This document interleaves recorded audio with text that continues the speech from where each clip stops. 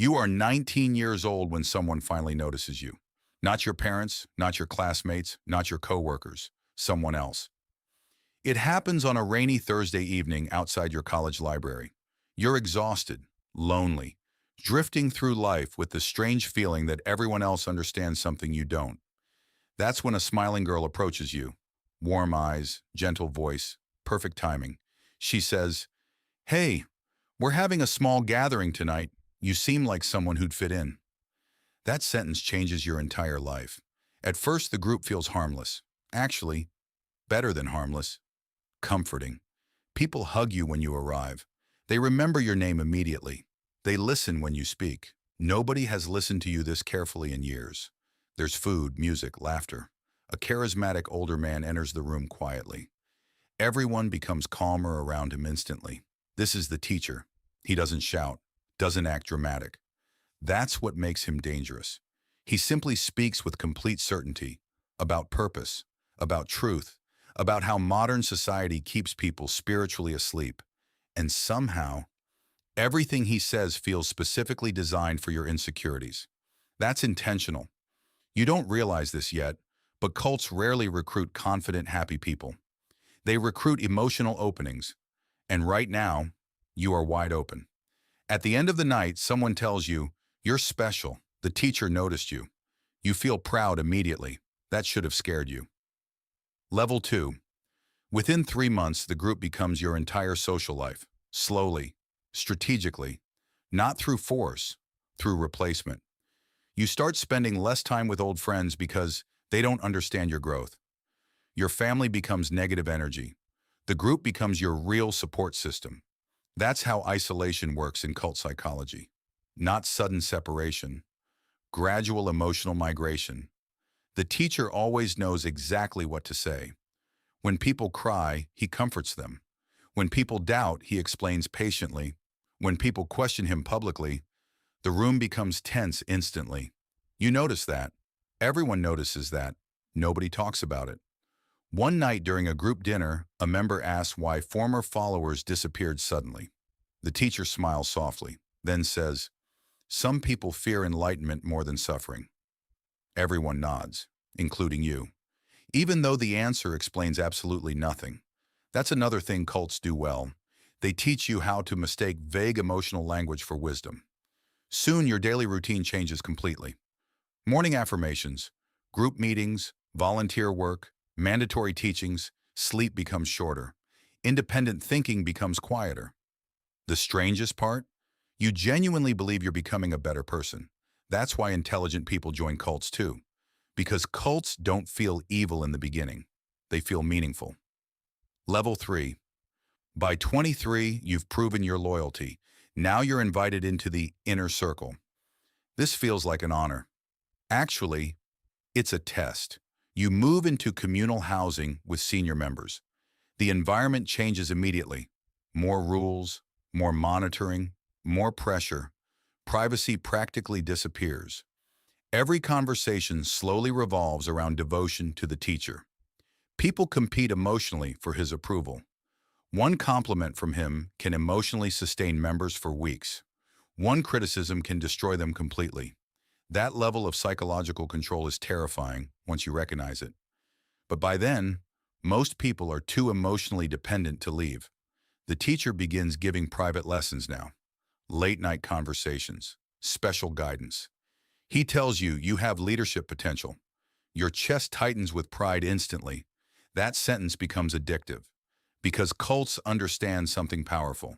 People will surrender freedom in exchange for significance. Soon you begin recruiting others yourself. College students, lonely people, emotionally lost people. You repeat the same comforting language once used on you. And the horrifying part? You believe you're helping them. One evening, a crying member admits wanting to visit her parents again. The room goes silent. The teacher's expression hardens slightly. Not angry, disappointed, which somehow feels worse. He says softly, "Attachment to the outside world weakens spiritual evolution." The woman apologizes immediately, apologizes for missing her family. That's the moment something inside you shifts slightly. Not enough to leave, but enough to feel fear for the first time. Level 4. At 26, the cult owns your entire life. Financially, emotionally, psychologically. You work for businesses secretly connected to the organization. Most of your income goes back to the group. You barely notice anymore. Members who question finances are labeled ego-driven. Members who resist authority are accused of spiritual corruption. Language itself becomes weaponized. That's how advanced cult control works. Eventually, members stop needing guards because they begin policing themselves internally. One night, you witness something disturbing. A young man tries leaving the organization quietly. The response is immediate. Members surround him emotionally. Not violently, emotionally. They cry, beg, accuse him of betrayal. Tell him he'll suffer outside the group. Tell him the world is poisoned. Tell him only the teacher truly loves him. The young man eventually breaks down crying and stays. You watch all this silently, and for the first time, you recognize manipulation clearly. But now another problem exists. Your entire identity depends on this place. Outside the cult, who are you? You have no career, no independent relationships, no normal life experience anymore. That's why leaving cults becomes psychologically terrifying.